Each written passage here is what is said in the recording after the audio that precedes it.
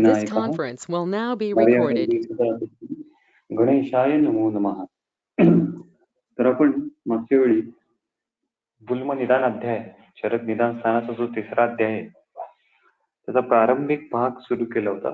गुल्माची व्याख्या काय आहे, गुल्माची विधी संप्राप्ती कशा पद्धतीची आहे आणि अग्निवेशाने जो प्रश्न विचारला किंवा अग्निवेशाचं जे एक प्रधान सूत्र श्लोक नंबर 4 मध्ये आलेला आहे, ही औषधविद अपि रोगाणाम अविशेषविद भिषक प्रशमन समर्थो न भवती. केवळ औषधांचं ज्ञान असून चालत नाहीये, तर वैद्याला व्याधी उपशांतीसाठी रोगविशेष ज्ञान, दोषदुष्य समूर्छनेचं ज्ञान असणं तितकंच किंवा त्यापेक्षा काकणभर जास्त असणं गरजेचं आहे. अशा पद्धतीचा एक विचार त्या श्लोकामध्ये मांडला होता, ते आपण पाहिलं होतं. आणि गुल्माचे जे वेगवेगळे निदान आहेत ते श्लोक नंबर 6 मध्ये आलेले आहेत. त्या निदानांचा आपण थोडक्यात आढावा घेतला होता. त्यानंतर आता श्लोक नंबर 7 मध्ये ऍक्च्युअली वातज गुल्माची संप्राप्ती कशा पद्धतीने घडते ते त्यांनी वर्णन केलेलं आहे. निदान स्थानामध्ये संप्राप्तींचं विवरण जर आपण अभ्यासलं तर ते खूप डिटेलमध्ये, ज्वराची संप्राप्ती डिटेलमध्ये वर्णन केलेली आहे, कुष्ठाची संप्राप्ती डिटेलमध्ये वर्णन केलेली आहे. या उलट चिकित्सा स्थानातल्या ज्या संप्राप्ती आहेत त्या संप्राप्तीचा जर आपण अभ्यास केला तर त्या निदान स्थाना इतक्या विवरण त्यांचं एवढं विस्तृत पद्धतीने आपल्याला आढळत नाही, ते संक्षिप्त आढळतात. कारण की तिथलं अधिकरण वेगळं आहे, चिकित्सेच्या अनुषंगाने तिथं वर्णन आलेलं आहे. त्यामुळे जर संप्राप्ती ज्ञान करून घ्यायचं असेल तर या निदान स्थानातल्या संप्राप्ती त्या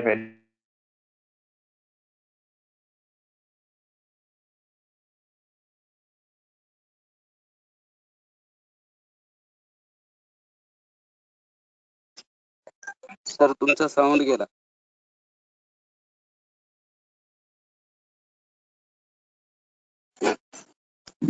सर तुमचा आवाज येत नाही.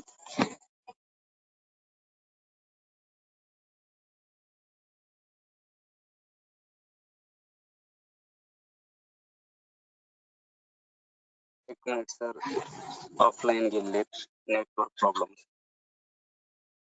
हॅलो, आवाज ऐकू येतोय सचिन? हा येतोय.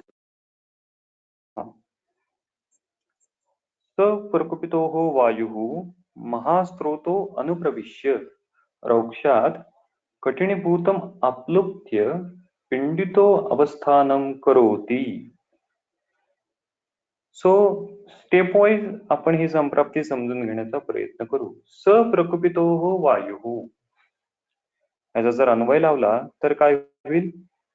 प्रकुपिताः स वायुः, प्रकुपिताः स वायुः. वरचा जो श्लोक आहे 6वा श्लोक, त्याची शेवटची ओळ काय आहे बरं? तस्याः अपचारात वातः प्रकोपम आपद्यते. त्या हेतूंमुळे वायूचा आता प्रकोप व्हायला लागला. आणि मग खाली ते म्हणतात प्रकुपिताः स वायुः. या हेतू सेवनाचा कंटिन्युअस परिणाम झाला आणि मग वायूचा प्रकोप झाला. 3 शब्द आहेत, प्रकोपिताः स वायुः. So this is the first stage of the pathophysiology. वायूचा प्रकोप झाला म्हणजे काय झालं? वायूचा प्रकोप झाला म्हणजे जे आपण चरक सूत्र 12व्या वातकलाकली अध्यायामध्ये शिकलो होतो, त्यातलं जे 7वं सूत्र होतं की जे वात प्रकोप म्हणजे काय ते आपल्याला सांगत होतं. तथा विदेषु शरीरेषु वायुः आश्रयं गत्वा अप्ययमानः प्रकोपम आपद्यते. परत एकदा ते वाचा. तथा विदेषु शरीरेषु, असे शरीर जे आता रुक्षकराणी शरीराणाम, लघुकराणी शरीराणाम, शीतकराणी शरीराणाम अशी झालेली आहेत, अशा शरीरातून वायू आता फिरत असताना वायूच्या गतीला आता वृक्षत्वामुळे, शीतत्वामुळे अवरोध उत्पन्न होतो आणि वायूची गती अवरोधाने, अडथळ्याने होऊ लागते. अशा पॅथॉलॉजीला वात प्रकोप झाला असं म्हणतात. एवढा सगळा अर्थ या केवळ 3 शब्दामध्ये, प्रकुपिताः स वायुः. म्हणजेच आता शरीरामध्ये वायूची गती अडथळ्यांसकट होऊ लागलेली आहे. प्रकुपिताः स वायुः. पुढे काय होतं? प्रकुपिता स वायू, वायूचा प्रकोप झाला. रौक्षात, अन्वय लावून पाहतोय आपण, रौक्षात कठिणीभूतम महास्त्रोत अनुप्रविश्य. वायूचा प्रकोप झाला, वायूची गती अडथळ्यांसकट होऊ लागली, पण पुढे काय होतं? रौक्षात, रौक्षात वृक्षतेमुळे, रौक्षात कठिणीभूतम महास्त्रोत अनुप्रविश्य.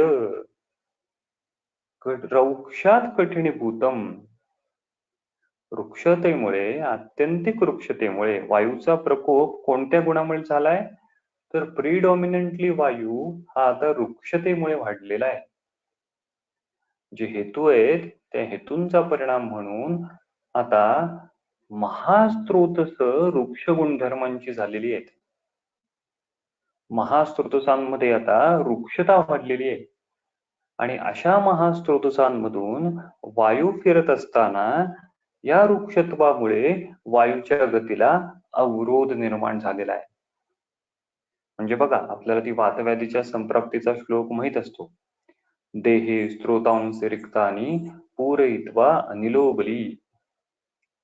आता स्त्रोतांश जो शब्द आहे त्या ठिकाणी महास्त्रोतांशी शब्द झाला.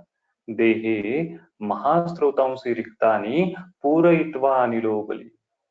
आता महास्त्रोतच रिक्तानी झालेलं आहे. रिक्तानी झालेलं आहे, त्याचा चक्रपाणीने दिलेला तिथला अर्थ काय?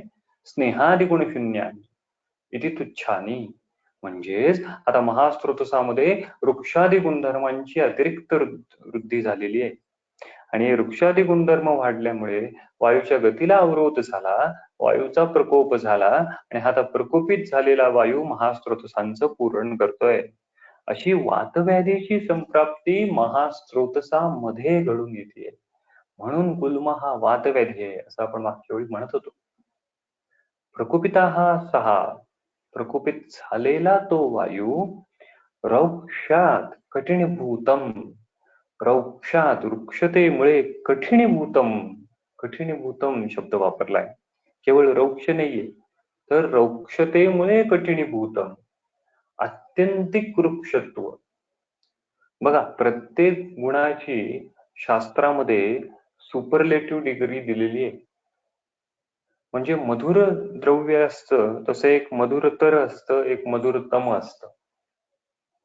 स्निग्ध आहे, स्निग्धतर आहे, स्निग्धतम आहे. तसं वृक्ष, वृक्षतर आणि वृक्षतम, तरतमता प्रत्येक गुणांची ठरलेली आहे, ठरवता येते.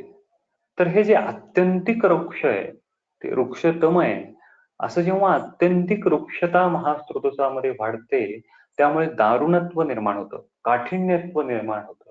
आत्यंतिक वृक्षता दारुणत्व, काठिण्य निर्माण करतो, काठिण्य नावाचा गुण निर्माण करतो. बघा, चरक सूत्र स्थानाचा जो 12वा अध्याय आहे, चरक सूत्र 12, त्यामधला पान नंबर 79, श्लोक नंबर 4. अत्र उवाच कृषी संकृत्यायनाः वृक्ष लघु शीत दारुण खर विशदा षडीमे वात गुणाः भवन्ति. यातल्या जे दारुण शब्दाची टीका काय केली चक्रपाणींनी, शेवटची ओळ, दारुणत्वम शोषणत्वात काठिण्यम करोति इति. आत्यंतिक शोषणामुळे, आत्यंतिक वृक्षणामुळे, आत्यंतिक वृक्षगुणामुळे येणारं ते काठिण्य आहे. त्यामुळे हा वृक्ष जो गुणधर्म वाढलेला आहे महास्त्रोतसामध्ये, हा वृक्ष वृक्ष तर नाहीये, तो वृक्षतम आहे, आत्यंतिक 3+. आपण युरिन रिपोर्ट वगैरे पाहिला असेल बघा, तिथे अल्बुमिन 1+, शुगर 1+, शुगर 4+, अल्ब्युमिन 4+ असा रिपोर्ट असतो. तसं हे वृक्षत्व आहे. हे वृक्षत्व आत्यंतिक आहे, 4+ आहे, अत्यंतिक वृक्षतम असं वृक्षत्व आहे. आणि हे अत्यंतिक वृक्षत्व वाढल्यामुळे काठिण्यभूतात, कठिणीभूतम, त्याला कठीणभूत भाव प्राप्त झालेला आहे, दारुणत्व प्राप्त झालेलं आहे. म्हणजे ही काठिण्य रूपी पॅथॉलॉजी आहे, अत्यंतिक वृक्षतम अशी पॅथॉलॉजी आहे. वृक्षगुण, वायूचा वृक्षगुण इथे वाढलेला आहे आणि हा अत्यंतिक वृक्षगुण काठिण्य भाव निर्माण करतोय. त्यामुळे वृक्ष गुणधर्मामुळे महास्त्रोतसात येणारं काठिण्य हे गुल्माचं ख वैगुण्य आहे. त्यामुळे चिकित्सा काय सांगितलंय बघा बरं. चिकित्सेमध्ये ते पुन्हा एकदा म्हणतात, पुन्हा पुन्हा स्नेहपानम निर्वहास अनुवासना. पुन्हा पुन्हा स्नेहपानम. हे पुन्हा पुन्हा स्नेहपानम काय? वृक्षात कठीणभूतम. वायू हा वृक्षत्वामुळे वाढला. त्यामुळे हा वृक्ष गुणधर्म कमी करायचा असेल तर पुन्हा पुन्हा स्नेहपानम. बघा, चरक चिकित्सा स्थानाचा जो 5वा अध्याय आहे, चिकित्सा स्थानाचा 5वा अध्याय, पान नंबर 437, श्लोक नंबर 26. पुन्हा पुन्हा स्नेहपानम निर्वहास अनुवासना प्रयोज्या वातगुलमयेषु कफपित्ता अनुरक्षणा. का बरं सांगितलं असं पुन्हा पुन्हा स्नेहपान? हे एवढ्यासाठी सांगितलं कारण की आत्यंतिक वृक्षत्वामुळे येथे महास्त्रोतसा कठिणीभूत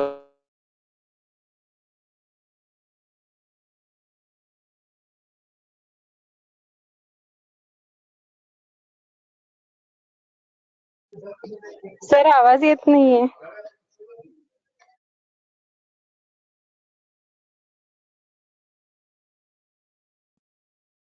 सर आवाज गेला तुमचा.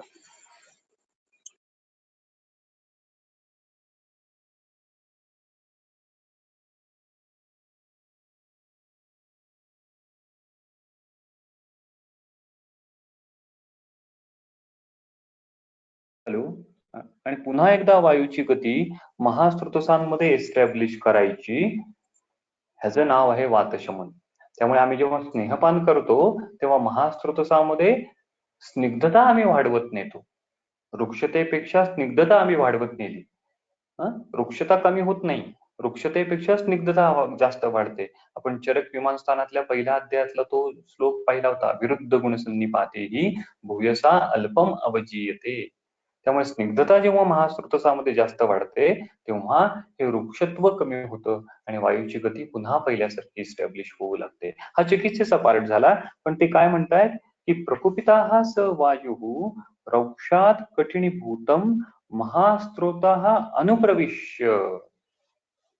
महास्त्रोतः अनुप्रविश्य. वृक्षतामुळे निर्माण झालेलं काठिण्य. आता बघा, कठीण हा गुण पार्थिवाचा आहे. पार्थिव महाभूताचा, पृथ्वी महाभूताचा कठीण हा गुण आहे. चरक सूत्रस्थानाचा जो 26वा अध्याय आहे, चरक सूत्र 26, त्यात श्लोक नंबर 11, पान नंबर 138. तत्र द्रव्याणी गुरु खर कठीण मंद स्थिर विशद सांद्र स्थूल गंध गुण बहुलानी पार्थिवानी. सो द पार्थिव महाभूत डॉमिनन्स क्रिएट्स गुण लाईक कठीण. म्हणजे प्रिव्हियसली जे महास्त्रोतस पृथ्वी आणि आप महाभूत प्रधान होतं, महास्त्रोतस जो मातृज अवयव आहे, जो मृदू अवयव आहे, अशा ठिकाणी अत्यंतिक वात प्रकोपामुळे, अत्यंतिक वृक्षगुणाचा प्रकोप झाल्यामुळे अप्व कमी झालं.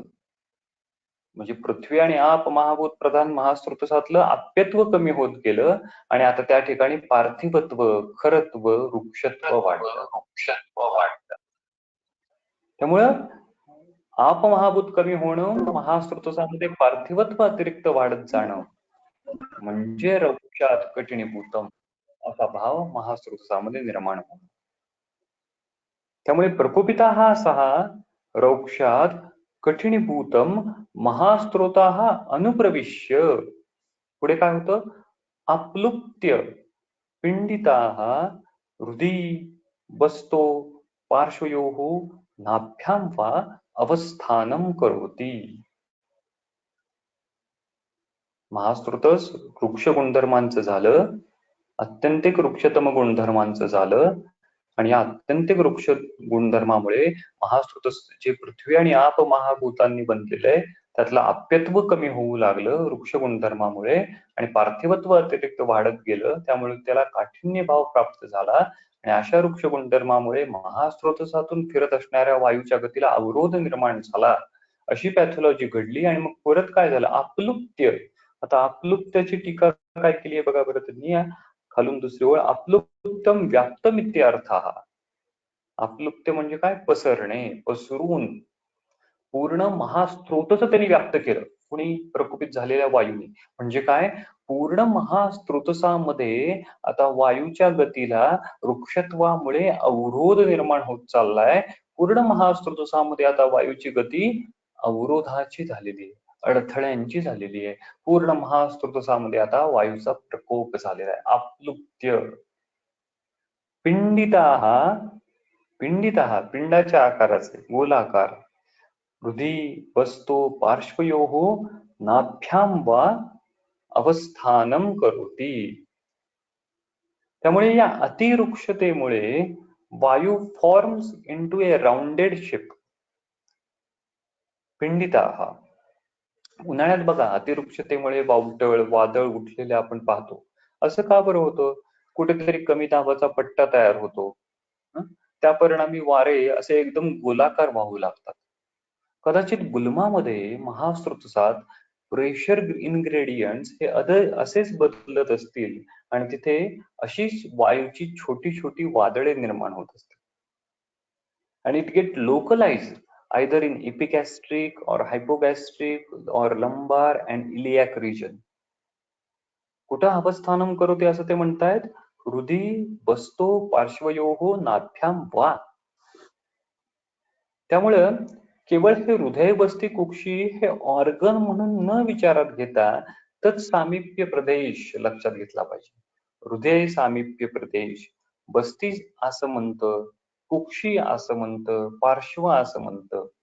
म्हणजे थोडक्यात जे आता कन्व्हेन्शनल सायन्स मध्ये ॲबडोमेनचे पार्ट लक्षात जर आपण घेतले तर इपिगॅस्ट्रिक पार्ट, हायपोगॅस्ट्रिक पार्ट, लंबार, इलियाक या असमंतामध्ये पिंडितम अवस्थानम करोति प्रीडॉमिनेटली.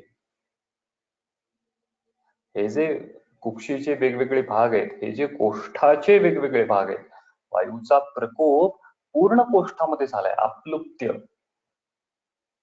आणि प्रीडॉमिनेंटली हे जे प्रदेश आहेत, हृदय प्रदेश, बस्ती प्रदेश, कुक्षी प्रदेश, नाभी प्रदेश, असे जे प्रदेश आहेत, अशा प्रदेशामध्ये मात्र काय होतंय?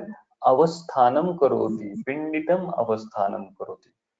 गुल्माची लक्षणं या प्रदेशामध्ये जास्त जाणवतात. हे आम्हाला क्लिनिकली इम्पॉर्टंट आहे. जेव्हा आम्हाला गुल्माचं परीक्षण करायचंय क्लिनिकली, तेव्हा या असमंताचं परीक्षण आम्हाला जास्त करायचंय. या असमंतातल्या अवयवांचं परीक्षण आम्हाला जास्त करायचंय. हृदय असमंतामधला गुल्मा आहे, बस्ती असमंतातला गुल्मा आहे, का इतर असमंतातला गुल्मा आहे, हे परीक्षण करण्यासाठी, त्यावरून ते अनुबंधाने कोणता दोष आहे हे जाणून घेण्यासाठी आम्हाला हे क्लिनिकली इम्पॉर्टंट आहे. तर आप्लुप्त्य पिंडिताः हृदि बस्तो पार्श्वयोः नाभ्याम वा अवस्थानम करोति. मग पुढे काय करतो तो वायू? आता पुढची स्टेप आली पॅथॉलॉजीची. सशूलम उपजनयती ग्रंथिश अनेक विधान. सशूलम अनेक विधान ग्रंथीन उपजनयती.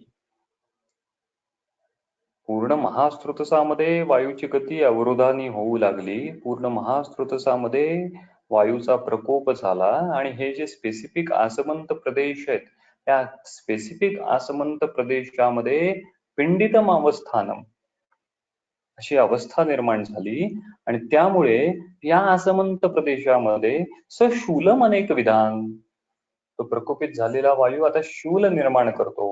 So the shool must be there. हे वायूचं कार्डिनल फीचर आहे. वातप्रकोप झालाय म्हणजे शूल असणारच आहे. पण तो शूल कसा आहे? अनेक विधान, अनेक विधान शूलम. So there are different kinds of pain. So the pictorial जे आहे पेनचं, ते कधी थ्रॉम्बिंग स्वरूपाचं असेल, कधी पिअर्सिंग स्वरूपाचं असेल, कधी कटिंग प्रकारचं असेल. तर अशा वेगवेगळ्या प्रकारच्या वेदना निर्माण होतात हृदय प्रदेशामध्ये, बस्ती प्रदेशामध्ये, नाभी प्रदेशामध्ये, पार्श्व प्रदेशामध्ये. सशूलम अनेक विधान. आणि अनेक विधान ग्रंथीन उपजनयती. अनेक विधान शब्द हा जसा आपण शूलमला लावू शकतो तसं ग्रंथीनला सुद्धा लावू शकतो. ग्रंथीनचे अनेक विधान.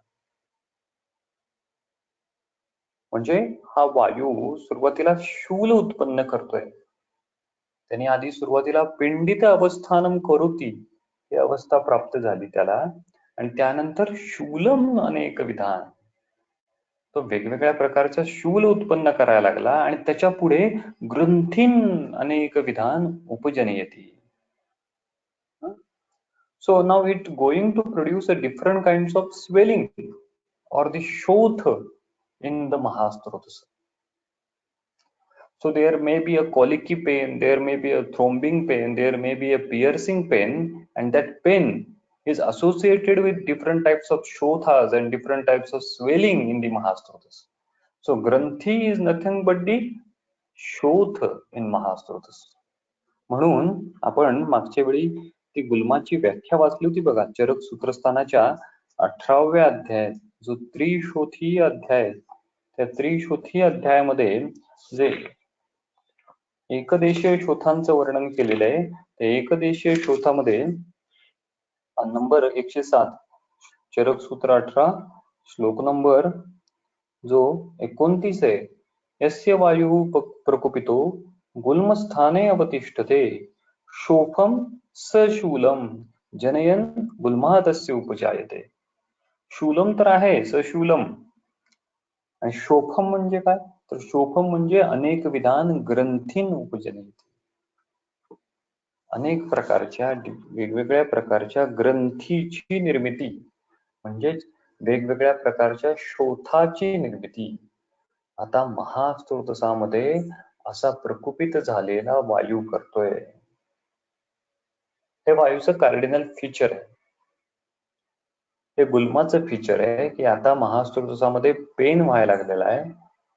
So there must be a pain in Mahastrotas, and that pain is associated with different kinds of granthi, associated with different kinds of swelling and inflammation. तर आता प्रश्न असा पडेल की ग्रंथीन उपजनयती असं का बरं होतं किंवा असं का बरं लिहिलंय. तर शूलम उपजनयती हे तर ठीक आहे, हे तर आम्हाला माहिती आहे. वातादृते नास्ते वेदना, वायूशिवाय वेदना कोणत्याच असू शकत नाही, त्यामुळे ते तर असणारच आहे. पण हे ग्रंथीन उपजनयती असं का बरं, असं का म्हटलं असेल.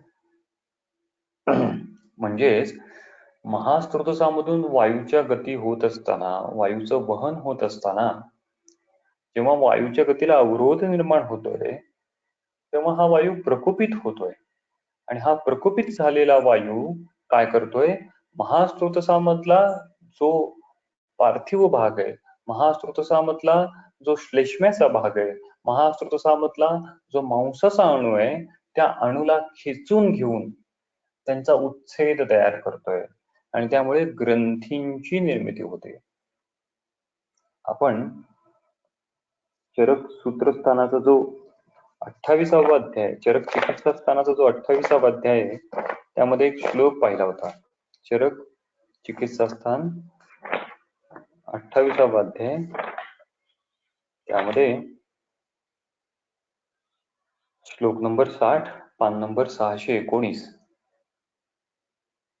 वायुर एव हि सूक्ष्मत्वात् द्वयोः तत्र अपि उदीरणाः कुपितः तौ समुद्धूय तत्र तत्र क्षिपन्गता. वायुरेव हि सूक्ष्मत्वात्, सूक्ष्म असल्या कारणाने, द्वयो तत्र अपि उदीरणाः, so vayu is responsible for the उदीरण ऑफ द द्वयो. द्वयो म्हणजे काय, कफ आणि पित्त. तर कफ आणि पित्त या दोघांच्या उदीरणाचं कारण वायूच आहे.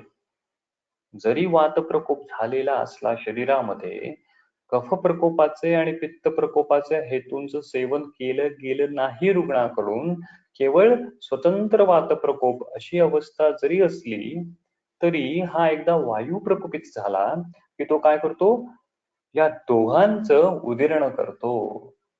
समुद्धूय असा शब्द आहे, त्यांना खेचून घेतो त्यांच्या स्थानापासून, आणि इतर ठिकाणी त्यांना जाऊन त्यांचा स्थानसंश्रय करायला लागतो. बघा आणखीन ह्याला पॅरलल चरक सिद्धिस्थानाच्या 9व्या अध्यायातला आपण एक श्लोक पाहिला होता. चरक सिद्धिस्थान 9वा अध्याय, पान नंबर 717, श्लोक नंबर 7. त्यामध्ये दुसरी ओळ आहे, अनिलोही पित्त कफ समुदीर्णे हेतुः. अनिलोही पित्त कफ समुदीर्णे हेतुः.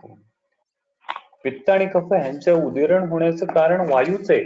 त्यामुळे एकदा शरीरात वातप्रकोप झाला की तो पित्त आणि कफाचं उदीरण करायला कारणीभूत ठरणार आहे.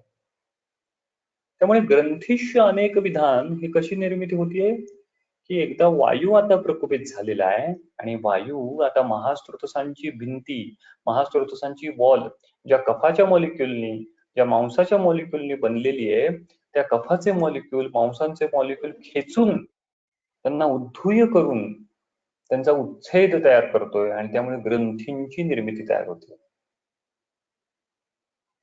अशीच पॅथॉलॉजी चरकांनी वर्णन केलेली आहे विसर्पामध्ये, विसर्प चिकित्सेमध्ये. चरक चिकित्सा स्थानाचा जो 21वा अध्याय, चरक चिकित्सा स्थान 21वा अध्याय, पान नंबर 561, श्लोक नंबर 39. हा जो 39वा श्लोक आहे ग्रंथीश विसर्पाचा, त्यामध्ये वरून एक चौथी ओळ आहे. त्यामध्ये काय म्हणतात ते, तत्र वायु श्लेष्मणा विबद्ध मार्गाः तमेव श्लेष्माणम अनेकदा भिंदन क्रमेण ग्रंथीमाला कृच्छपाक साध्यां कफाशे संजनयति. वायु श्लेष्मणा विबद्ध मार्गम. असा अवरोध केला की काय करतो वायू, श्लेष्माणम अनेकदा भिंदन क्रमेण ग्रंथीमाला. जी महास्त्रोतसाची वॉल जी ऑलरेडी वृक्ष झालेली आहे, ज्यामध्ये ऑलरेडी पार्थिवत्व वाढलेलं आहे, आप्यत्व कमी झालेलं आहे, पण तिथे सुद्धा जे शेवटी ती वॉल आहे, शेवटी त्याची निर्मिती आहे, शेवटी त्याला मूर्तत्व आहे, त्यामुळे तिथे पण काही प्रमाणात आता कफाचे मॉलिक्युल जे शिल्लक असतील त्या कफाच्या मॉलिक्युलला खेचून घेऊन काय करतोय तो, उच्छेद तयार करतोय, शोथाची निर्मिती करतोय आणि त्यामुळे ग्रंथीश अनेक विधान. हे पॅथॉलॉजी कुठे घडते, महास्त्रोतसामध्ये घडते. प्रकोपिता हा सहा महास्त्रोतसो अनुप्रविश्य रौक्षात कठिणीभूतम आप्लुप्त्य आणि पुढे सशूलम जनयंती ग्रंथीश अनेक विधान. तर अशा प्रकारची पॅथॉलॉजी सुरुवातीला घडते. ह्याच्या पुढे काय होतं, पिंडिताः अवतिष्ठते, पिंडिताः अवतिष्ठते. Now it get localized as a पिंडाकार. पिंडिताः अवतिष्ठते. पुढे ते म्हणतात स पिंडित्वात गुल्म इति अभिधीयते. आणि त्याला पिंडाकार प्राप्त झाल्यामुळे त्याला गुल्म असं आम्ही म्हणतो. त्यामुळे पिंडिताः अवतिष्ठते. जे ख वैगुण्याचं ठिकाण आहे, जे गुल्माची स्थानं सांगितलेली आहेत, त्या ठिकाणी वायूची गती ही पिंडाकार होणार आहे आणि या पिंडाकार वायूच्या गतीमुळे आम्ही त्या पॅथॉलॉजीला गुल्म असं नाव देतो, असं ते म्हणतात. पुढे ते म्हणतात समूह आधमती मुहु अल्पत्वात आपद्यते. आता समूह आधमती मुहु अल्पत्वात आपद्यते अनियत विपुल अणुवेदनश्य भवति चलत्वात वायुः. वायू चलत्वात, वायूच्या चलगुणामुळे स म्हणजे काय, वायू म्हणजे तो गुल्म, पिंडाकार जो गुल्म झालेला आहे, तो पिंडाकार गुल्म काय होतो, मुहू म्हणजे वारंवार, फ्रिक्वेंटली. आधमती, आधमती म्हणजे त्याची टीका दिली आहे बघा शेजारच्या कॉलम मध्ये, मध्ये एक ओळ आहे, आधमती विस्तारी भवती, वाढतो. जो पिंडाकार जे अवस्थान जे झालेलं आहे ते स्थान संश्रयाचं, तो आदमती तो वाढतो. जो शोथ जो आहे ग्रंथी स्वरूप तो वाढतो. वायू चलत्वात स मुहु आदमती मुहु अल्पत्वात आपद्यते. आणि वारंवार तो कमी सुद्धा होतो. कधी वाढलेला वाटतो, कधी कमी सुद्धा होतो. आणि हे कशामुळे होतं? वायू चलत्वात, वायूच्या चलगुणामुळे. आणि त्याचबरोबर या वायूच्या चलगुणामुळे अनियत विपुल अणुवेदनाच भवती. अनियत, कन्सिस्टन्सी नाहीये वेदनांमध्ये. कधी जास्त वेदना आहेत विपुल, कधी अणुवेदना आहेत, कधी कमी वेदना आहेत. पेशंट कधी म्हणतो की खूप छान वाटतं, पेशंट कधी म्हणतो खूप त्रास होतो. 30 औषधं दिली तरी पेशंटला कधी उपशय आहे किंवा कधी उपशय नाहीये. सो द क्लिनिकल पिक्चर हे ऍक्च्युली चेंज होत राहतं. त्यामुळे अशा कंडिशन क्लिनिकली आपण त्यांना ट्रीट करणं किंवा त्यांना उपशय अनुपशय देणं किंवा त्या अनुषंगाने जाणून घेणं हे वैद्याचं कौशल्य राहतं. कारण की हा उपशय जो भेटलाय असं तो रुग्ण म्हणतो, हा तुमच्या चिकित्सेमुळे भेटलाय का वायूच्या चलगुणामुळे त्या वेदना अणू झालेल्या आहेत सध्याच्या अवस्थेमध्ये, हे जाणणं वैद्याचं काम आहे. कारण की त्या जर वायूच्या चलगुणामुळे झाल्या असेल तर त्या पुन्हा वाढणार.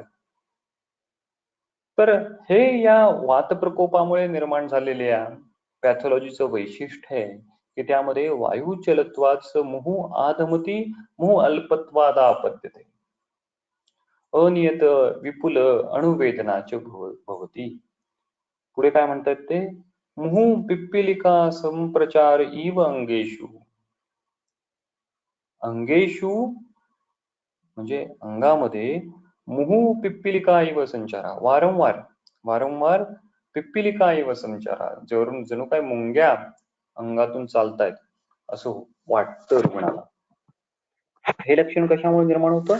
हे सार्वदेहिक वात प्रकोपाचं लक्षण आहे. म्हणजे जे हेतू सेवन वर्णन केलेले आहेत वर, त्या हेतूंचा परिणाम म्हणून जसा महास्त्रोतसामध्ये वात प्रकोप होणार आहे तसा तो सर्व स्त्रोतसांमध्येच बाकीच्या होणार आहे. हे सर्व शरीरामध्ये वात प्रकोप होणार आहे. त्यामुळे या सर्व शरीरामध्ये वात प्रकोप झाल्यामुळे अंगेषु पिप्पिलिका इव संप्रचार, म्हणजे पिप्पिलिका इव संप्रचार हे लक्षण आपण कुठं वाचलं होतं बरं? आपण आवरण जेव्हा अभ्यासलं होतं तेव्हा हे लक्षण आपण पाहिलं होतं. चरक चिकित्सास्थानाचा जो 28वा अध्याय, 28वा अध्यायामध्ये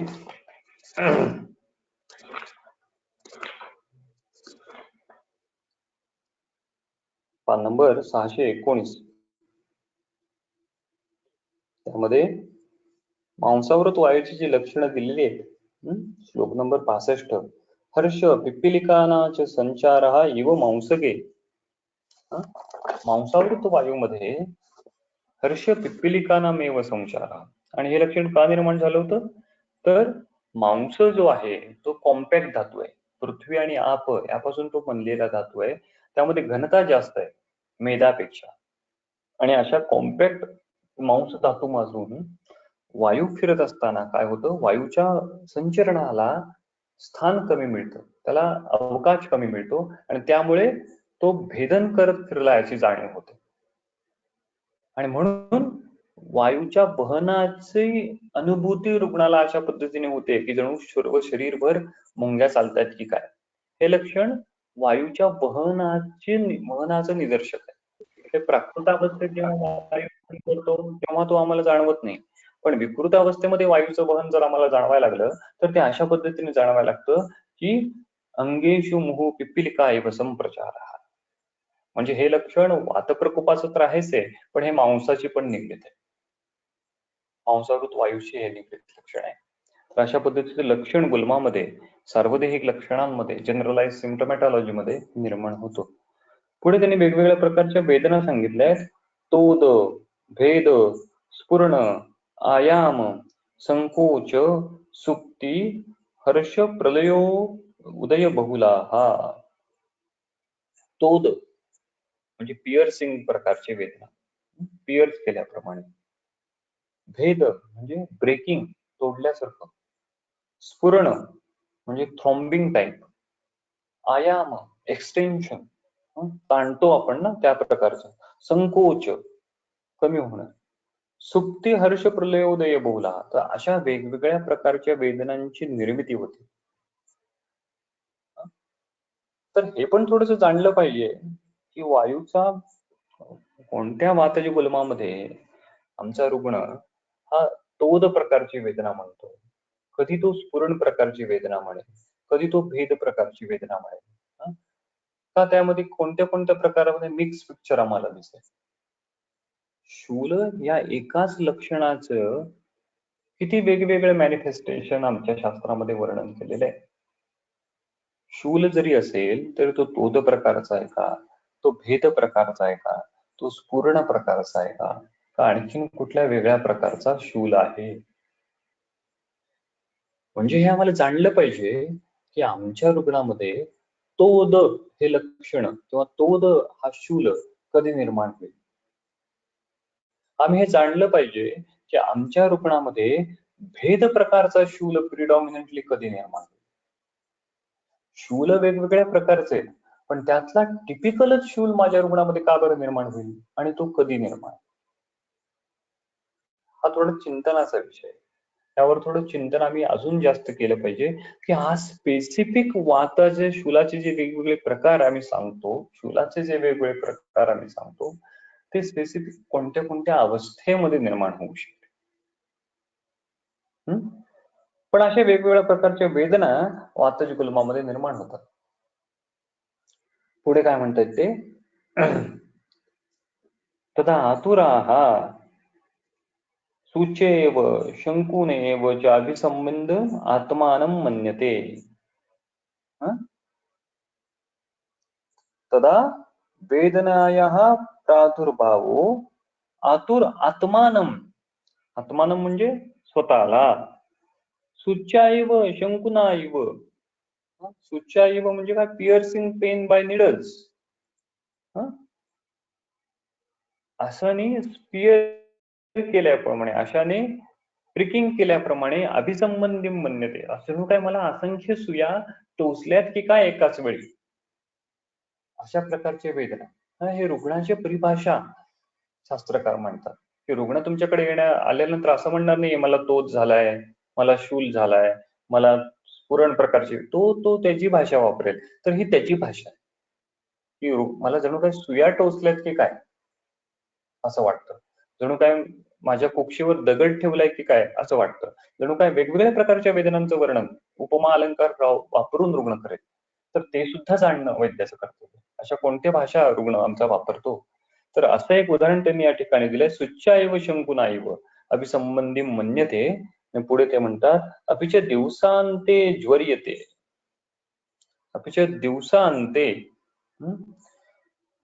दिवसांते ज्वर्यते, दिवसाच्या शेवटी, आणि ज्वर्यते आणि पचनाच्या शेवटी हा शूल जो आहे तो वाढतो.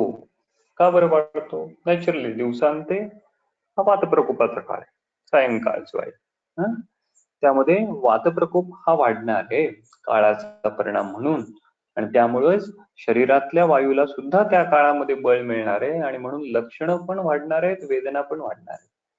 ज्वर्यन्ते का बरं? कारण की हा जो तिसरा अवस्थापाक जो आहे, हा तिसरा अवस्थापाक वाताचा काळ आहे. त्यामुळे या तिसऱ्या अवस्थापाकामध्ये वायू स्यात् कटुभावता, हा वायूला नॅचरली बळ मिळत असतं नॉर्मल फिजिओलॉजीमुळे मध्ये. त्यामुळे या विकृत अवस्थेमध्ये सुद्धा या तिसऱ्या अवस्थापाकामध्ये वायूला बळ मिळणार आहे.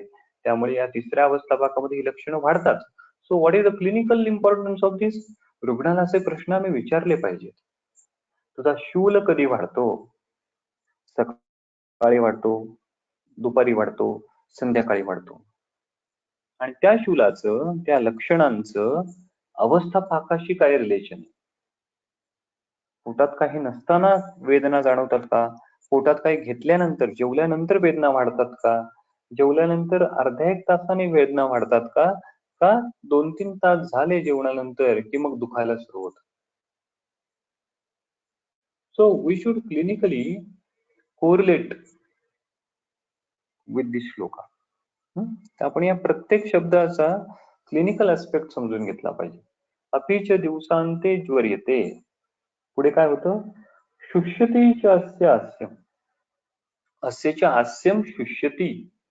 तर मुख शुष्यती, मुखशोष निर्माण होतो, तोंड कोरडे पडणे असं होतं. का होतं, सार्वदेहिक वात प्रकोप होतो. त्यामुळे अपीच हास्यम शुष्यती. पण हे प्रिडॉमिनंटली लक्षण रुग्ण म्हणेल की तोंडाला खूप कोरड पडते बरं का, म्हणजे उन्हाळ्याचे दिवस नसून सुद्धा रुग्ण असं लक्षण तुम्हाला सांगेल. अपि अस्यच हास्यम शुष्यती, म्हणजे सर्व स्रोतसांमध्ये जेव्हा वातप्रकोप होतो तो वृक्ष गुणाने त्याचं लक्षण दाखवतो. पण हे लक्षण जाणवणार कुठे आहे, जे बहिर्मुख स्रोतस आहेत त्यामध्ये ते जास्त प्रिडॉमिनंटली जाणवणार आहे. जर रसवह स्रोतसात वृक्षत्व वाढलं तर ते रुग्णाला तसं जाणवणार नाहीये बाहेरून, पण हे लक्षण जाणवतं रुग्णाला लगेच. का, कारण की मुखामध्ये वृक्षत्व, बहिर्मुख स्रोतसामधलं वृक्षत्व ते रुग्णाला सारखं जाणवतं. त्यामुळे पिपाचा हे लक्षण त्यातून निर्माण होईल. अस्यच हास्यम शुष्यती, पुढे उच्छ्वासमची उपरुध्यते,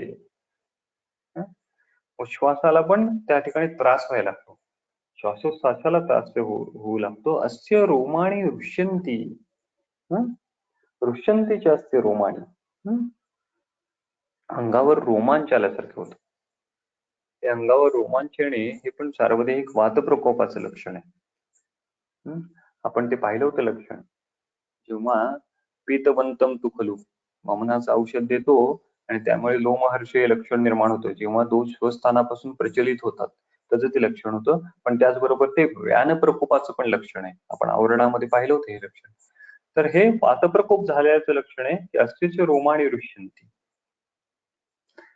आणि पुढे ते म्हणतात, वेदना ह्या प्रादुर्भावे क्लिहा आटोप अंत्र कुजन अविपाक उदावर्त अंगमर्द मन्या शीर शंख शूल प्रत्न रोग चेनम उपद्रवंती, एनम उपद्रवंती, एनम म्हणजे ह्याला. आणि अशा पद्धतीने असे वेगवेगळे रोग उपद्रवंती, अशी वेगवेगळ्या प्रकारची लक्षणं रुग्णामध्ये निर्माण होतात. आतापर्यंत बेसिक सेट ऑफ सिम्पटोमॅटॉलॉजी त्यांनी सांगून झाला, जो गुलमाशी रिलेटेड आहे. आणि आता असोसिएटेड उपद्रव कोणती कोणते होऊ शकतात, तर प्लिहा आटोप अंत्र कुजन अविपाक एनम उपद्रवंती, उपद्रवंती शब्द आहे. अशा प्रकारचे उपद्रव निर्माण होतात. उपद्रव म्हणजे काय, उपद्रव म्हणजे बेसिक मूळचा व्याधी करणारा जो दोष प्रकोप आहे, तोच दोष प्रकोप अन्य जर व्याधी निर्माण करू लागला रुग्णामध्ये तर त्याला आम्ही उपद्रव असं म्हणतो. म्हणजेच या ठिकाणी गुल्म तयार करणारा जो दोष आहे, वात दोष, तो गुल्माबरोबरच शरीरात अन्य व्याधी तयार करू लागला. प्लीह, आटोप, अंगमर्द, शिरशूल, शंखशूल अशा प्रकारचे जे गुल्माशी रिलेटेड नाहीयेत पण ते वातप्रकोपाशी रिलेटेड आहेत, अशा पद्धतीचे. त्यामुळे तुम्ही पाहिलं तर वाग्भटांनी प्रमेहाचा जो उपद्रव आहे तो कोणता सांगितलाय, प्रतिष्ठाय सांगितला. आम्ही युजीला असताना हसायचो, प्रमेहाचा उपद्रव प्रतिष्ठाय असं कसं असू शकेल, पण असंच आहे. कारण की प्रमेह हा कपदोषाने होणार आहे आणि या कपदोषाचा परिणाम म्हणून जो कपदोष प्रमेहाला कारणीभूत आहे तोच अन्य व्याधी प्रतिष्ठायासारखा करू शकणार आहे, म्हणून प्रतिष्ठाय हा प्रमेहाचा उपद्रव. चरक चिकित्सा स्थानाच्या 21व्या अध्यायामध्ये या उपद्रवाची व्याख्या केली आहे बघा. काय म्हणतात त्या ठिकाणी, चरक चिकित्सा स्थान अध्याय 21 पान नंबर 561 श्लोक नंबर 40. उपद्रवस्तु खलु रोगो उत्तर कालजो रोगाश्रयो रोग एव स्थूलो अणुर्वा रोगात पश्चात जायत इति उपद्रव संज्ञा. रोगाश्रयो रोग एव स्थूलो अणुर्वा. प्रत्येक वेळी उपद्रव म्हणजे मोठं काहीतरी कॉम्प्लिकेशन पाहिजे असं नाही. आम्ही उपद्रवाचं काय म्हणतो त्याला ट्रान्सलेशन मराठीमध्ये कॉम्प्लिकेशन असं करतो, त्यामुळे गोळ होतो. उपद्रव हा काही गंभीर स्वरूपाचा पाहिजे प्रत्येक वेळी असं नाही. तो स्थूलवर वा अणूवर वा, तो कधी स्थूल स्वरूपाचा व्याधी असेल, कधी अणु स्वरूपाचा पण व्याधी असू शकतो. म्हणजे गुल्म झालाय आणि तो आता शिरशूल म्हणू शकतो. प्रत्येक वेळी मोठा त्याच्यात काहीतरी लक्षण असेल असं नाही. तर हे डोक्यात आमची संकल्पना स्पष्ट पाहिजे की उपद्रव म्हणजे प्रत्येक वेळी मोठं काहीतरी गंभीर स्वरूप आहे असं नाही. अणुर्वा अणु स्वरूप पण त्याला असू शकतं. आणि हे कशामुळे असतं, जो मूळचा व्याधी आहे, मूळची जी दोषदृश्य संमूर्छना आहे, त्यामध्ये जो कारणीभूत असणारा दोष आहे, तोच दोष आता दुसऱ्या स्रोतसांमध्ये जाऊन वेगळा व्याधी निर्माण करतोय. त्यामुळे ते असं म्हणतात की एनम उपद्रवंती. आता गुल्मामध्ये जो ओरिजिनल वात प्रकोप आहे, तो असे वेगवेगळ्या प्रकारचे उपद्रव निर्माण करतो. आणि या सार्वदेहिक वात प्रकोपाचा परिणाम म्हणून कृष्ण, अरुण, परुष, त्वक, नख, नयन, वदन, मूत्र पुरुषस्य भवती. बघा किती सुपरलेटिव्हली वात प्रकोप वाढलेला आहे, किती मोठ्या प्रमाणात वात प्रकोप वाढलाय, सार्वदेहिक वात प्रकोप वाढलाय. त्यामुळे त्वचा ही जी आहे ही पण वायूच्या वर्णाची झालेली आहे. कृष्ण, अरुण आणि परुषत्व आलेलं आहे. म्हणजे रोक्षत्व जास्त वाढलंय, त्वचेच्या ठिकाणी वाढलंय, नख्याच्या ठिकाणी वाढलंय, नयन, वदन. ह्यांचंच वर्णन का केलं, कारण की रुग्णाला जाणवतात आणि हे वैद्यालाही जाणवतात. दर्शन परीक्षेही वृक्षता वाढलेली आहे त्वचेवरची. चेहरा हा श्याव पडलेला आहे, अरुण पडलेला आहे, कृष्णवर्णी झालेला आहे, ते पटकन दिसतं. आणि असं जर दिसत असेल तर ते सार्वदेहिक वातप्रकोपाचं लक्षण आहे. मूत्र पुरुषस्य, कृष्ण अरुण मूत्र पुरुषस्य. जर सर्व शरीरामध्ये वातप्रकोप झालाय तर सर्व शरीरातनं जे क्लेद वहनातून जे मूत्र निर्माण होतं, त्या मूत्रावर सुद्धा त्याचा परिणाम होणार आहे. मूत्राचा वर्ण बदलणार आहे, ते कृष्ण अरुण वर्णी होणार आहे. आणि त्याचबरोबर त्याचं प्रमाण हे सुद्धा कमी होणार आहे. का? कारण की पूर्ण शरीरातला आप्य महाभूत कमी झालंय. त्यामुळे पूर्ण शरीरात परिणामामुळे जे द्रवकिट्ट निर्माण होतं, त्या द्रवकिट्टाचा परिणाम सुद्धा द्रवकिट्टाची क्वांटिटी सुद्धा कमी होणार आहे. आणि म्हणून अल्पमूत्रत्व हे लक्षण सुद्धा या ठिकाणी दिसू शकणार. आणि सेम ऍप्लिकेबल टू दी पुरुषा. पुरुष हे पण आता रोक्षात कठीणभूत असं होणार. त्यामुळे पुरुष हे कठीण स्वरूपाचं होणार आहे, पुरुषातला स्नेहांश संपणार आहे. त्यामुळे हार्ड स्टूल अशा पद्धतीचं लक्षण या ठिकाणी निर्माण होणार. तर या सूत्रावरून आम्हाला काय कळतं की आता सार्वदेहिक सर्व शरीरामध्ये आणि शरीरातल्या सर्व भाव पदार्थांवर या रुक्षतेचा, या वातप्रकोपाचा परिणाम झालेला आहे. आणि पुढे ते म्हणतात निदान उक्तानी अस्य न उपशेरते. श्लोक नंबर 6 मध्ये जे वातप्रकोपाचे हेतू सांगितलेले आहेत, त्या हेतूंचं जर सेवन केलं तर न उपशेरते, तर उपशय मिळत नाही. म्हणजे जर हेतू सेवन चालूच असेल तर उपशय मिळत नाही लक्षणांमध्ये, चिकित्सा केली तरी. हा गर्भित अर्थ आहे. हेतू सेवन चालू आहे आणि तुम्ही चिकित्सा केली, न उपशेरते. आणि विपरीतानी च उपशेरते इति वातगुल्मः. आणि या निदानांच्या विपरीत हेतूंचं जर सेवन केलं तर उपशेरते इति वातगुल्मः. हे सांगण्याची काय गरज होती? हे आम्हाला माहितच होतं ना की जे हेतू आहेत त्या हेतूंचा त्याग करा, त्यागात विषम हेतूना. पण तुम्हाला इम्फसाइज करण्यासाठी जे आम्ही निदान सांगितलंय ना, तर त्याची क्लिनिकल युटिलिटी काय आहे? तर त्याची क्लिनिकल युटिलिटी दोष कोणता वाढलाय हे समजून घेण्यासाठी तर आहेच आहे, पण त्याचबरोबर चिकित्सेची पहिली पायरी निदान उक्ताने च न उपशेरते ही आहे. त्यामध्ये हेतू तुम्हाला जाणून घेऊन ते बंद करणं ही तुमची पहिली कर्तव्य वैद्य म्हणून पहिली स्टेप आहे ती तुमच्या चिकित्सेची, म्हणून ते तुम्हाला सांगतात. तर अशा पद्धतीने त्यांनी वातगुल्माचं वर्णन केलं. वातगुल्म होतो कसा शरीरामध्ये? सुरुवातीला पूर्ण शरीरामध्ये त्या हेतू सेवनाचा परिणाम म्हणून वातप्रकोप होतो. स्पेसिफिकली हा वातप्रकोप सवायु प्रकुपितो महास्त्रोतो अनुप्रविश्य. महास्त्रोतस हे स्पेसिफिकली वृक्ष गुणधर्मांची होऊ लागतात.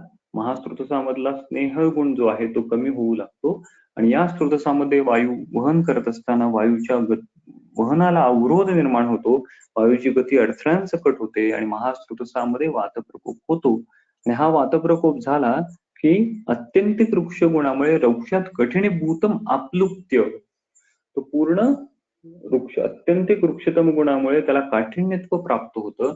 महास्रोतसाचा जो पृथ्वी आणि आप संघटन जे आहे त्यातलं आप्यत्व कमी होऊ लागतं आणि अतिरिक्त पार्थिवत्व उरतं. आणि आप्लुप्त्य हे जी आहे पॅथॉलॉजी वातप्रकोपाची ती पूर्ण महास्रोतसामध्ये पसरते आणि त्याला पिंडित अवस्थानं आणि जे हृदयवस्ती नाभी पार्श्व हे जे अवस्थानं जी आहेत ह्यातला जो आसमंत प्रदेश आहे त्या ठिकाणी पिंडित अवस्थानं करोती. आणि हे एकदा झालं की शूलमच अनेकविधा जनयती आणि ग्रंथीश्च अनेकविधा, त्यामुळे वेगवेगळ्या प्रकारचे शूल निर्माण होतात महास्त्रोतसामध्ये आणि वेगवेगळ्या प्रकारचे शोथ निर्माण होऊ लागतात. आणि त्याचबरोबर सार्वदेहिक वातप्रकोपाची लक्षणं सुद्धा रुग्णांमध्ये दिसतात. तर अशा पद्धतीने वातज गुल्माची निर्मिती होते. आणि आता ह्याच्या पुढे श्लोक नंबर 8 मध्ये त्यांनी पित्तज गुल्माची निर्मिती कशा पद्धतीने होते ते सांगितलेलं आहे.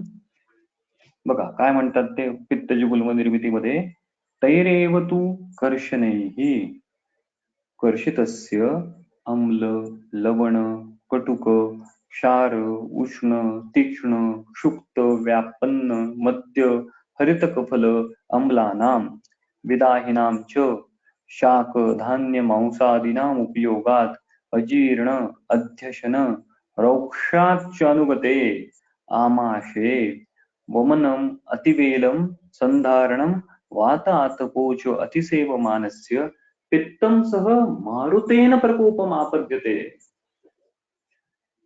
बघा आम्ही आता काय वाचतोय, आम्ही आता पित्तज गुल्माची संप्राप्ती वाचतोय. पण ते काय म्हणतात शेवटी 8व्या श्लोकामध्ये, पित्तम सह मारुतेन प्रकोपम आपद्यते. म्हणजे पित्तज गुल्म जरी असला तर त्यामध्ये मारुताचा अनुबंध हा असणारच आहे. म्हणून आम्ही पुन्हा पुन्हा म्हणतोय की गुल्म हा वातव्याधीच आहे. जरी तो पित्तज कफज गुल्म असला तर त्यामध्ये वातप्रकोप हा अवश्यम भावीच आहे. म्हणून त्यांनी पहिला शब्द काय वापरला, तैर एव तू कर्षणैहि. तैर एव तू कर्षणैहि म्हणजे काय, तर वर सांगितलेल्या कर्षण करणाऱ्या हेतूंचे सेवन केल्यामुळे, म्हणजे जो श्लोक नंबर 6 मध्ये सांगितलाय, ज्वर वमन विरेचन अतिसाराणाम अन्यतमेन कर्षणेन कर्षितो.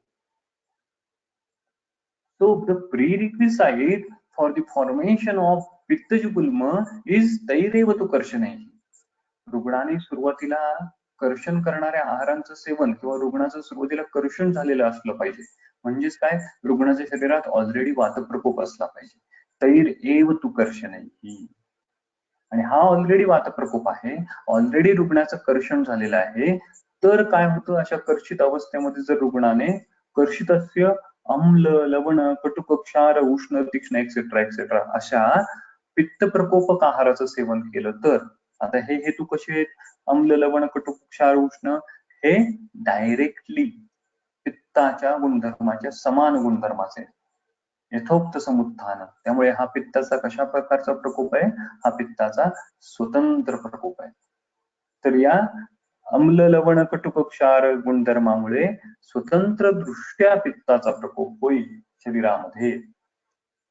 किंवा अजीर्ण अध्यशन हे जे हेतू आहेत ते पित्ताच्या गुणधर्माच्या समान गुणधर्माचे नाहीयेत, त्यामुळे ते कसे करतील, तो पित्ताचा परतंत्र प्रकोप करतील. आणि हे प्रॅक्टिकली आज दिसतं अजीर्ण अध्यशनासारखा, तोच हेतू जास्त दिसतो. त्यामुळे आधी ऑलरेडी तैरेव तू कर्षणैहि या कारणामुळे वायूचा प्रकोप झाला आणि त्यानंतर आयदर बाय स्वतंत्र कारण और आयदर बाय परतंत्र कारण पित्ताचा प्रकोप झाला तर काय होतं, पुढे ते म्हणतात आमाशये रोक्षानुगते. आमाशये रोक्षानुगते म्हणजे काय झालं, आमाशय हे वृक्ष होतं, रोक्षानुगते म्हणजे आमाशय म्हणजे जे महास्त्रोतस आहे हे वृक्षकराणी शरीराणा असं होतं. देहे स्त्रोतांशी रिक्तानी असे होते.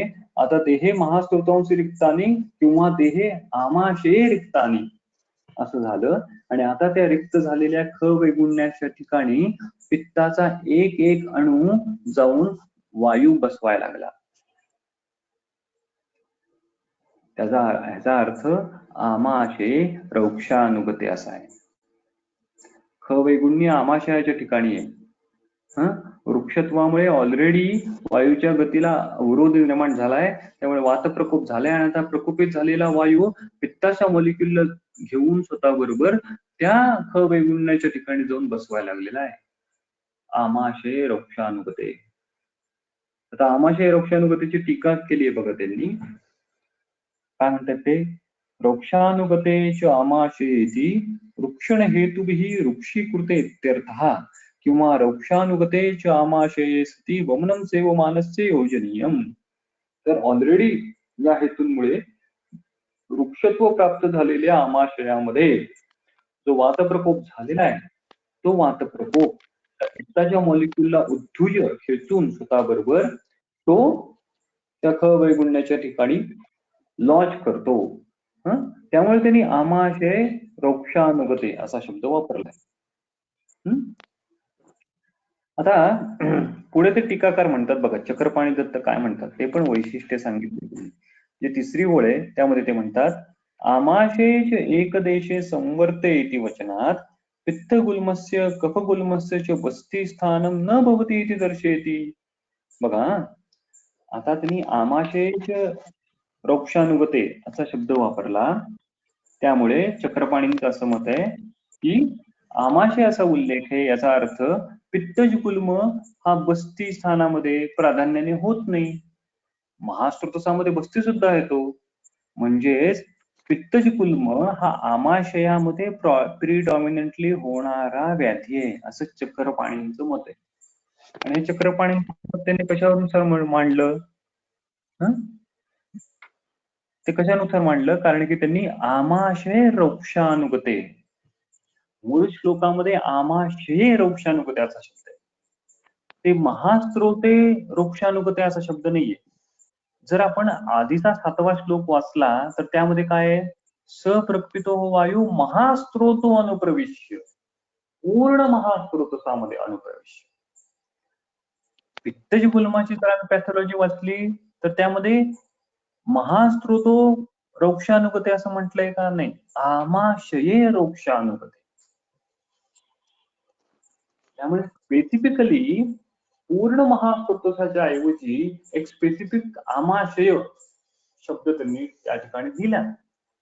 त्यावरून चक्रपाणींनी असं मत काढलं की पूर्ण महास्त्रोतस म्हणण्यापेक्षा पित्तज गुल्माचं जे प्रिडॉमिनन्स आहे ते आमाशयामध्ये जास्त होत असे. मग बस्तीच्या ठिकाणी, हृदयाच्या ठिकाणी होईल का? होणार नाही, मोस्टली होणार नाही. याचा अर्थ तो कधीच होणार नाही असं नाही, पण तो प्रिडॉमिनन्सली आमाशय आहे. आता आमाशय म्हणजे काय ते आम्हाला माहिती आहे. चरक मीमांसानाच्या तो दुसरा अध्याय, त्यामध्ये नंबर 240, चरक मीमांसन दुसरा अध्याय श्लोक नंबर 17, नाभी स्तनांतरम जंतो आमाशय इति स्मृतः. नाभी आणि स्तन त्यामधला जो आसमंत आहे त्यामध्ये त्याला आम्ही आमाशय म्हणतोय. आणि या पार्ट मध्ये मोस्टली वातप्रकोपामुळे पित्ताचे मॉलिक्युल वायू खेचून घेऊन ख वैगुण्याच्या ठिकाणी त्यांना लॉन्च करणार आहे. आणि त्यातून जो शूल आणि शोध होणार आहे त्याला आम्ही पित्तज गुल्म असं नाव दिलंय. ओके. त्यामुळे पित्तज गुल्माच्या संप्राप्तीचं वैशिष्ट्य काय आहे तर ऑलरेडी त्या ठिकाणी वातप्रकोप झालेला आहे. तैरेव तु कर्षणैहि आणि पित्तम सह तेन प्रकोपम आपद्यते. आणि पित्ताबरोबर वायूचा प्रकोप झालाय आणि स्पेसिफिकली आमाशयेच्या अनुगते, आमाशय रौक्षानुगते हे या पॅथॉलॉजीचं वैशिष्ट्य आहे. आता पुढे कफाची पॅथॉलॉजी त्यांनी दिली. कफचे श्लेष्मज गुल्म्याची पॅथॉलॉजी दिली श्लोक नंबर 9 मध्ये. तत् प्रकुपितम मारुत आमाशयेच एकदेशे संवर्त्य तानेव वेदनान प्रकारान उपजनयती. बघा, नाही, आता ही श्लेष्माची पॅथॉलॉजी नाहीये, सॉरी, ही त्यांनी पित्तज गुल्माचेच त्यांनी पुढचं वर्णन केलं लागले की पित्तज गुल्मामध्ये पुढे कोणत्या कोणत्या प्रकारची लक्षणं निर्माण होतात. तत् प्रकुपित मारुत आमाशे एकदेशे संवर्त्य तानेव वेदनान प्रकारान उपजनयती. प्रकुपित मारुत, आता प्रकुपित झालेला वायू, तत्, तत् म्हणजे कुणाला, त्या पित्ताच्या मॉलिक्युलला, ज्या पित्ताच्या मॉलिक्युलला त्याने खेचून आणले स्वतः बरोबर, त्याला तो काय करतो, आमाशय एक देशे. आमाशय एक देशे म्हणजे काय, तर आमाशया जो पूर्ण आहे ना अभिस्थानांतर, त्या आमाशयाच्या या पूर्ण भागातल्या एका पार्ट मध्ये आमाशय एक देशे म्हणजेच खवैगुण्याच्या ठिकाणी, जे आमाशयाच्या ठिकाणी निर्माण झाले ते आमाशय एक देशे संवर्त्य. संवर्त्य म्हणजे काय, अक्युमुलेट करून, ह्या वातगुल्मे उक्तहा, ह्या वातगुल्मे उक्तहा म्हणजे वातगुल्मामध्ये जे सांगितलेले आहेत, तानेव वेदना प्रकारांजनी येते, तशाच प्रकारच्या वेदना पित्तज गुल्मामध्ये निर्माण करतो. म्हणजे ज्या वेदना आहेत वातज गुल्मातल्या, तशाच वेदना पित्तज गुल्मामध्ये निर्माण होणार आहे. सुचिबिरेव, तुद्यती, स्फुरण, अशा प्रकारच्या वेदना पित्तज गुल्मामध्ये पण होणार आहेत. पण यामध्ये वैशिष्ट्य काय आहे की यामध्ये वायू जो आहे तो आमाशय एक देशे पित्ताचं संवर्त्य, पित्ताच्या मॉलिक्युलला तो अक्युमुलेट करतोय, त्या ठिकाणी लॉज करतोय, त्या ठिकाणी त्यांचं पूर्ण करतोय. देहे स्त्रोतांशी रिक्तानी पूरयित्वा अनिलोबली. आता अनिल कशाचं पूर्ण करतोय, पित्ताचं, पित्ताच्या मॉलिक्युलचं. कुठं पूर्ण करतोय, आमाशय एक देशे. तर अशा पद्धतीने पित्तज गुल्माची संप्राप्ती घडून येते. तानेव वेदना प्रकारां जनयती. म्हणजे रोगी जरी आमच्याकडे पित्तज गुल्माचा जरी असला तर मोस्टली सिम्पटम जे आहेत ते वातज गुल्माचीच असणार आहे. मग आम्ही तो पित्तज गुल्म कसा ओळखू, तर आम्हाला ते हेतूंवरून ओळखायचे. स्थानसंश्रय आमाश्रय झाला आहे का, यावरून आम्हाला ते ओळखायचंय. आणि लक्षण स्वतंत्र पित्त प्रकोप जर असेल तर स्वतंत्र दृष्टीने पित्त प्रकोपाची काही लक्षणं दिसत आहेत का, त्यावरून आम्हाला ते ओळखायचं. कारण की वातज गुल्मासारख्या वेदना या प्रकारात सुद्धा होणार आहे. आणि मग पुढे काय होतं, पित्तम तु येनम विदहती कुक्षुर्धी उरसी कंठेच. पित्तम तु एनम, पित्तम जे तो पित्ताचा मॉलिक्यूल जो आता संवर्त्य झालाय, अक्युमुलेट झालाय, कुठे, आमाशय एक देशे या ठिकाणी. पित्तम तु एनम, एनम म्हणजे कुणाला, आमाशयाला, आमाशय एक देशे ह्याला काय करतो, कुक्षी हृदी उरसी कंठेच विदयती. आता विदाह निर्माण होतो कुठे, burning in the chest, stomach, epigastric region and the throat. such a kind of burning sensation now occurs. पुढे काय होतं, सविदह्यमानः स धूमम इव उद्गारम उद्गीरति अम्लान्वितम गुल्मा अवकाशस्य दह्यते दूयते धुप्यते उष्मायते स्विद्यति क्लिद्यति शिथिल इव स्पर्शा असहो अल्परोमांच भवति. काय म्हणतात ते, विदह्यमानः सहा, विदाह होत असणारा तो, सधूमम इव अम्लान्वितम उद्गारम उद्गीरती. सधूमम इव, जणू काय धूरच बाहेर पडतोय अशा पद्धतीने अम्लोद्गार त्याला निर्माण होतात. हे पण पित्त प्रकोपाचं लक्षण आहे. अस्यच, अस्य म्हणजे ह्याचे, गुल्म अवकाश. गुल्म अवकाश म्हणजे काय, तर साईट ऑफ पॅथॉलॉजी. आता साईट ऑफ पॅथॉलॉजी कुठे आहे, आमाशय एक देशे. त्याला त्यांनी काय शब्द वापरला, गुल्म अवकाश. हे गुल्माचा अवकाश कसं होतं, दह्यते. दह्यते म्हणजे काय, बर्निंग. दूयते, दूयते म्हणजे पीडा उत्पन्न होते. धुप्यते, उष्मायते, ते गरम लागतं. स्विद्यती, स्वेदन केल्याप्रमाणे. क्लिद्यती, त्यातनं स्त्राव पाझरतो, क्लेद येतो असं वाटतं. शिथिल इव स्पर्श, शिथिल स्पर्श, शिथिल त्याचा शिथिल भाव होतो त्यामध्ये निर्माण.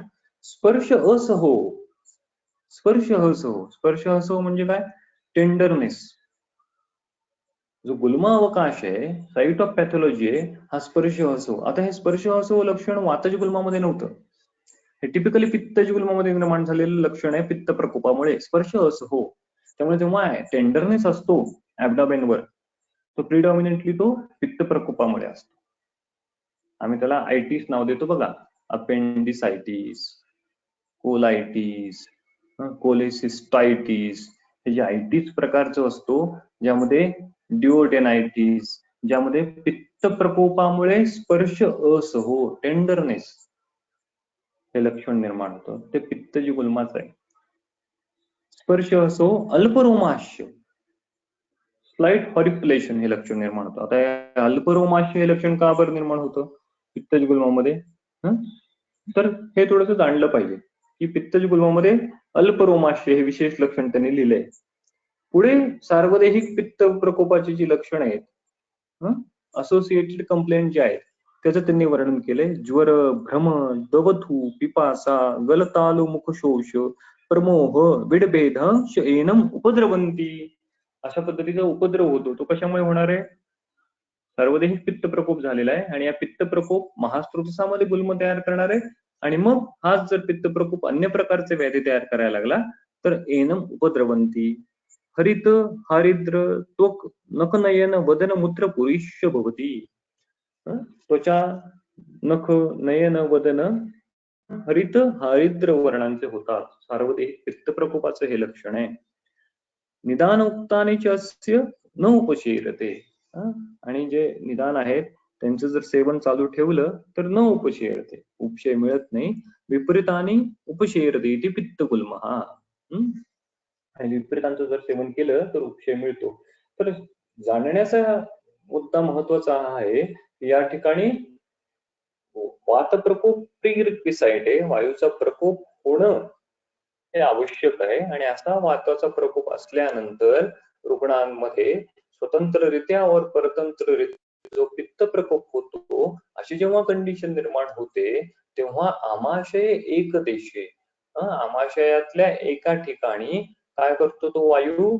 पित्तम संवर्त्य, पित्ताचा एक मॉलिक्यूल त्या ठिकाणी तो अॅक्युमुलेट करायला लागतो आणि त्यातून पित्ताची जी पित्तजीगुल्माची जी संप्राप्ती आहे ती घडून येते. त्यामध्ये वातजीगुल्मासारख्या विविध लक्षणं, विविध वेदना तर दिसतात, पण स्पेसिफिकली स्पर्श असहत्व आणि गुल्मावकाश जो आहे तो दह्यते, दूयते, दुप्यते, उष्मायते, स्विद्यती, क्लिद्यती, अशा प्रकारचे स्पेसिफिक जे पित्ताशी रिलेटेड सिम्पटम जे आहेत ते दिसू लागतात.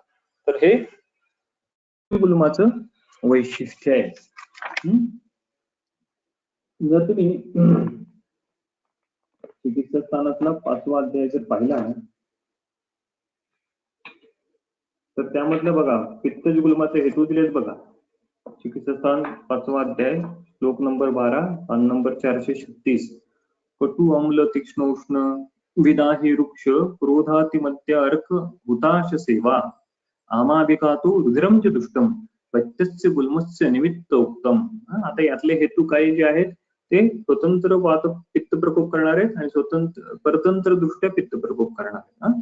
बघा, क्रोध, अति, मध्यार्क, हुताश सेवा हे जे हेतू आहेत ते स्वतंत्र पित्त प्रकोप करणारे. वृक्ष अन्न जे आहे ते परतंत्र पित्त प्रकोप करणारे. आमाभिघात जे आहे ते परतंत्र पित्त प्रकोप करणारे. आमाभिघात शब्द आहे, आमाभिघात. आमाभिघात हा शब्द असतो. अभिघात जो असतो तो 2 प्रकारचा असतो, एक बाह्य अभिघात आणि दुसरा दोषाभिघात. तर हा जो दोषाभिघात आहे तोच आमाभिघात अशा पद्धतीने वर्णन केलेलं आहे. बघा, चरक सिद्धिस्थानाचा तो 9वा अध्याय आहे. चरक सिद्धिस्थान 9वा अध्याय.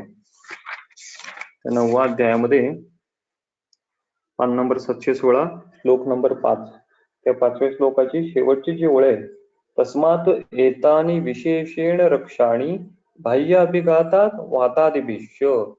तस्मात त्या कारणामुळे एतानी विशेषेण रक्षाणी यांची विशेष रक्षा करा. ह्यांची म्हणजे कोणाची? मर्मांचा विषय चाललाय. या त्रिमर्मांची विशेष रक्षा करा. कशापासून? बाह्य अभिघातात, बाह्य कारणापासून आणि वातादिभिश्य आणि वातादींपासून. हा वातादी म्हणजे काय? तर हा दोषाभिघात आहे आणि या दोषाभिघातामध्ये आमाभिघात पण अंतर्भूत आहे. त्यामुळे या आमाभिघातामुळे आमामुळे निर्माण होणारा तर आम जे आपण अजीर्ण अध्ययन आणि हे आजच्या काळात दिसणारा हेतू आहे. मोस्टली आजच्या काळात आहेत ते संतरपटलेले जास्त आहेत. आमाबी घातामुळे निर्माण होणारा पित्ताची गुल्म हा जास्त प्रमाणात दिसतो. तर या कारणामुळे पित्त प्रकोप झाला तर त्यांनी चिकित्सा स्थानाच्या 5व्या अध्यायामध्ये पुढे काय संतप्ती वर्णन केली, पित्तस्य गुल्मस्य निमित्त लक्षणांचं वर्णन केले श्लोक नंबर 13 मध्ये. पिपासा वदनांतरांता विलंब महज्जिर्यति भोजनेच जिर्यती भोजनेच. त्यामुळे अवस्था पाकाचा जो दुसरा अवस्था पाक आहे, अमलावस्था पाक आहे, त्यामध्ये शूल जास्त लक्षण आहे, कारण की हा अमला अवस्था पाक आहे. त्यामुळे जेवल्यानंतर लगेच होणार नाहीत, पण जेवल्यानंतर साधारण तासा दीड तासांनी वेदना सुरू होते.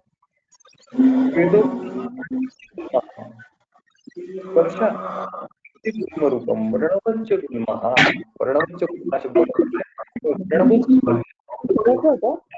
गुल्मामध्ये अशा पद्धतीचं वर्णन त्यांनी या ठिकाणी केलेलं आहे. आता जर आपण चिकित्सा स्थानातली संप्राप्ती जर पाहिली तर चिकित्सा स्थानाचा जो 5वा अध्याय आहे त्यामध्ये बघा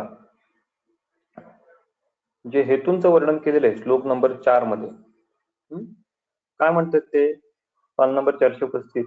वीट श्लेष्म पित्त अतिपरिस्त्रवात वा तैरेव वृद्धैः परिपीडनात् वा वेगे उदीर्णे विहतै अधो वा बाह्याभिघातैः अतिपीडनै वा. काय होतं? वीट श्लेष्म पित्त अतिपरिस्त्रवात वा. वीट श्लेष्म पित्त अतिपरिस्त्रव, शरीराच्या अतिप्रमाणात त्यांचं जर निर्गमन झालं, अपमहाभूत कोणत्याही कारणाने जर शरीराच्या बाहेर जाऊ लागला, मग तो वीट स्वरूपात असेल, श्लेष्म स्वरूपात असेल, पित्त स्वरूपात असेल, किंवा इथे दिलं नाही पण रक्त स्वरूपात जरी असेल, असं जेव्हा होतं तेव्हा अपमहाभूताचा क्षय होऊन वृक्षत्वामुळे वायूचा प्रकोप होऊ लागतो. वृद्धैः तैएव परिपीडनात्वा आणि वृद्धैः तैही. आता ह्याची टीका दिली आहे बघा. तैहीची टीका खालून दुसरी ओळ आहे बघा. तैही इति विट श्लेष्म पित्तैही. तैही म्हणजे काय तर वाढलेले श्लेष्म पित्ता हे वायूच्या मार्गात अडथळा उत्पन्न करतात आणि वायूच्या गतीला अडथळा उत्पन्न करून आवरण तयार करतात. हा परतंत्रवाद प्रकोप आहे. So there are the to possibilities. There are the two sampraptis, or what we can say, there are the etiological pathophysiology described in श्लोक number 4. The number 1 is वीट श्लेष्म पित्त अतिपरिस्त्रवण. जर आपमहाभूताचा जास्त क्षय झाला तर होणारा वात प्रकोप, number 1 condition. And second one is तैरेवही वृद्धही परिपीडनात्वा. म्हणजेच काय? वीट श्लेष्म पित्ता हे अति वाढले तर त्यामुळे वायूच्या वहनाला अवरोध निर्माण झाला आणि वायूची गती अवरोधासकट निर्माण झाली तर त्यामुळे आवरण निर्माण होऊन होणारा वात प्रकोप. So there R the two possibilities. दोनच ओळीमध्ये दोन वेगवेगळ्या निदानोक्त संप्राप्तींचं वर्णन त्यांनी केलं. एक धातुक्षयामुळे होणारी, एक अवरोधामुळे होणारी. तर वीट श्लेष्म पित्त अतिपरिस्त्रवाद किंवा तैरेव वृद्धही परिपीडनात, ते वाढल्यामुळे वायूच्या वहनात अडथळा निर्माण होऊन वात प्रकोप जर झाला तर त्याला त्याने परिपीडनात्वा असा शब्द वापरला. किंवा वेगही उदीर्णही विहतही अधोवा. जे अधोवेग आहेत, वीटमूत्र पुरुष वीट आणि अधोवाताचे, यांचा जर अवरोध केला किंवा उदीरण केलं, बाह्याभिघातही अतिपीडनैश्य, तर या कारणामुळे. आणि पुढे जे श्लोक नंबर 5 मध्ये हेतू त्यांनी वर्णन केले, वृक्षान्नपानैः अतिसेवितैवा शोकेन मिथ्या प्रतिकर्मणावा विचेष्टितैवा विषमातिवा कोष्ठे प्रकोपम समुपयती वायु. तर कोष्ठामध्ये वायूचा प्रकोप व्हायला लागतो. म्हणजे आता कोष्ठ जे आहे ते वृक्षादी गुणांनी युक्त व्हायला लागतं. आणि असं जेव्हा होतं त्यानंतर काय होतं ते त्यांनी संप्राप्तीचं वर्णन श्लोक नंबर 6 मध्ये आणि श्लोक नंबर 7 मध्ये केलंय. ते कॉमन संप्राप्तीचं, म्हणजे वात पित्त कफाच्या तिन्ही संप्राप्तीला लागू असणारं ते सूत्र आहे. आणि ते सूत्र आपण डिटेल मध्ये उद्या आपण पाहू. आज आपण काय पाहिलं की वातज गुल्माची संप्राप्ती कशा पद्धतीने होते, त्याला कारणीभूत असणारे स्टेप्स कोणत्या आहेत, अवस्था कोणत्या आहेत, आणि पित्तज गुल्माची संप्राप्ती आणि त्यामध्ये लक्षणांची निर्मिती कशा पद्धतीने होते ते आपण पाहिलं. उद्या आपण चुकीच्या स्थानातले जे 6 आणि 7 नंबरचा श्लोक आहे तो समजून घेण्याचा प्रयत्न करू आणि त्यानंतर मग परत गुल्म निदान अध्यायामध्ये जो पुढचा भाग वर्णन केलेला आहे तो पुढचा भाग जो आहे तो त्याच्या पुढे आपण समजून घेण्याचा यापुढे जसं वेळ मिळेल तसा आपण प्रयत्न करू. तर सचिन आपण थांबूयात आज इथे.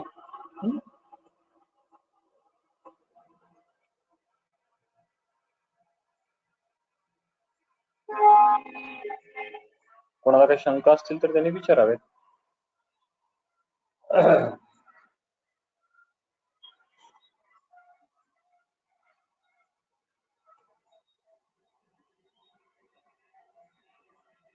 पित्तज गुल्म आणि प्रश्न मला कळला नाही. पित्तज गुल्म आणि शतामध्ये काय उरक शतामध्ये काय फरक करावा